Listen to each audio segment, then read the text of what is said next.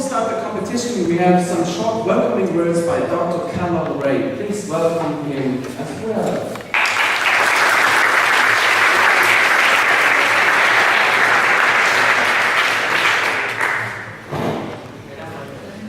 Is it on? Will you take this microphone?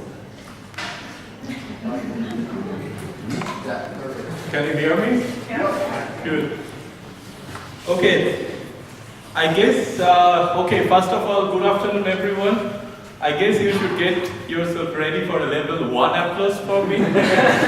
Because when Laura approached me and said that I need to tell something about catalysis in a funny way, I was really shocked. Because every time I speak to my wife about being funny and entertaining, she tells me or gives me a compliment that I am all but funny. So this is really something challenging for me, and so I expect a level 1 applause. So my name is Kallol, and I'm not a part of Technical University. I'm a part of the UniCat, at which I'm going to introduce to you, and most importantly, I'm going to introduce you catalysis. What is catalysis? And I'm from the Humboldt University, Berlin. So what is catalysis? I mean, to understand catalysis, you need to look into your daily life. Catalysis is an integral part of our daily life. For instance, consider transport, consider our housing, consider fertilizer, consider fashion. For guys, this is kind of interesting. All the fabrics or the aspirin, these are all parts of catalysis. So these are chemical reactions that makes materials, and these are made by catalysis. So all the materials, the lightweight for flying or for cars, these are part of catalysis. We cannot imagine our having feedstock without catalysis for housing and for dressing up. Can you imagine a life without aspirin? I can, because I wouldn't be here today if I didn't have aspirin, because I had to start my day today at 3:30 a.m. in the morning. So this is all very important in our life. So you know what is catalysis. It makes our daily life, it's a part of our daily life. So how can you define catalysis now? So catalysis is something which makes otherwise difficult reaction to go in a simpler way. And what can catalysis do? A very complicated process, it can divide into various steps. For instance, consider taking this ball through these barriers into this bucket. And it can be done in some simpler ways, like this man hitting a hammer at this slip stop, taking the ball up, and then this woman rolling it down. There's another waiting to put the next hammer, and eventually there's another putting it into the bucket. I mean, if this was not a simultaneous process, this would have been a very difficult process. And this is the idea of catalysis. A reaction which is otherwise difficult to go, you do it in various simple ways. Another way that catalysis does is to have a reaction provides an alternative pathway or a lower energy pathway. For example, consider this smileys of two different colors as the reactants. Now you need to take them by a single person in this trolley. You need to mix them to have the reaction going into products where they're nicely coupled to each other. Now, this is for a single person maybe quite a strenuous work, but if you have another help, which is the catalyst in this way, it can provide a lower energy pathway. So this is the idea of catalyst. It helps, it smoothens to a complicated process. If you still don't understand, consider going to the other side of the mountain.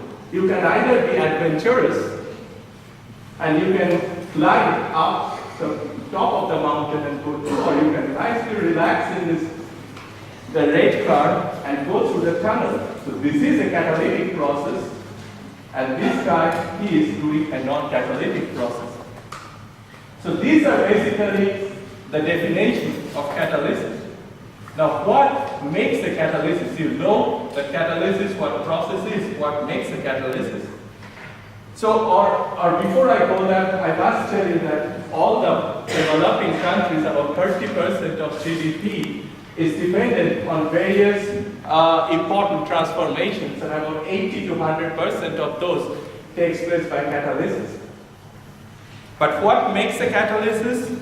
And it was found out for quite some time that pure metals, transition metals, can actually form an integral part of catalytic systems, and where a Nobel Prize has been awarded to many of these people for finding out that such transition metals can behave as catalysts in various transformations. But the problem is that many of these in chemical catalysis that the transition metals are known, that are heavy metals, they are expensive and they are very precious.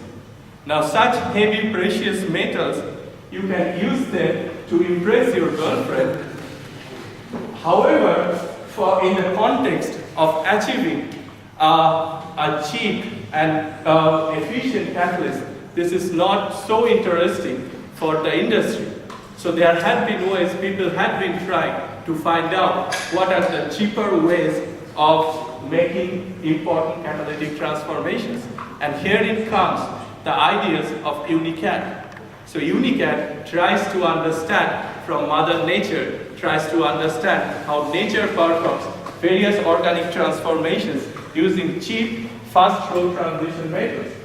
And some of the interesting aspects of UNICAT comes from energy problems, to deal with energy problems, which are taking place in nature. So some of the enzymes that UNICAT is interested in is this enzyme hydrogenase, which splits hydrogen into protons and electrons using iron and nickel metals, which is quite cheap and readily available. And photosynthesis, which uses sunlight to split water into protons, electrons, and dioxygen. Or the enzyme methane monooxygenase, which uses dioxygen to split methane into methanol. Now all these are extremely important in the context of solving the energy problem. So we human beings are at a state of extinction. Why? Because in the next few years, we are going to run out of all forms of energy. So people are trying. I mean, right now, if you want a grant proposal getting funded, you need to say that you are trying to solve the energy.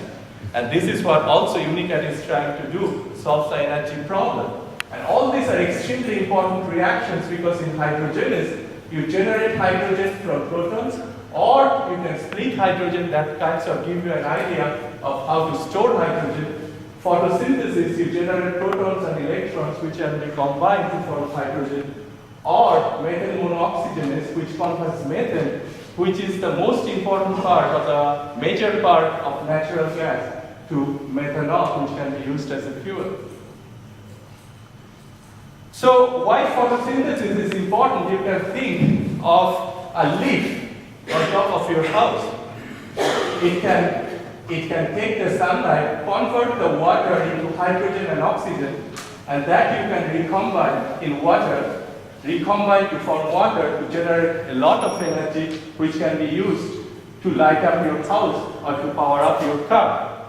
So it is an extremely important reaction, but can you do that with a leaf taken out from a tree? No. It's like removing your hands from your body and expecting it to function the same way when it was a part of the body. So what we are trying to do in UNICAT is to make artificial leaf which can do this function of solar energy conversion into something more energetically fruitful. So split water using sun energy. So this is the condition in Singapore right now. So they use natural gas to the maximum extent. And what they do, they import natural gas from various sources using this pipeline. So methane is a gas, and they are being imported like this. There are such instances also, because to transfer gas, it's a lot of risky process, and there have been such cases of fire and wastages of gas. This is a bus in Singapore where they have such liquid compressed cylinders, while you have compressed natural gas to a liquid state, and the cylinders are used like this. So just imagine some kind of explosion and you be in that bus. So this is not only risky, it's also time consuming, it's also very expensive.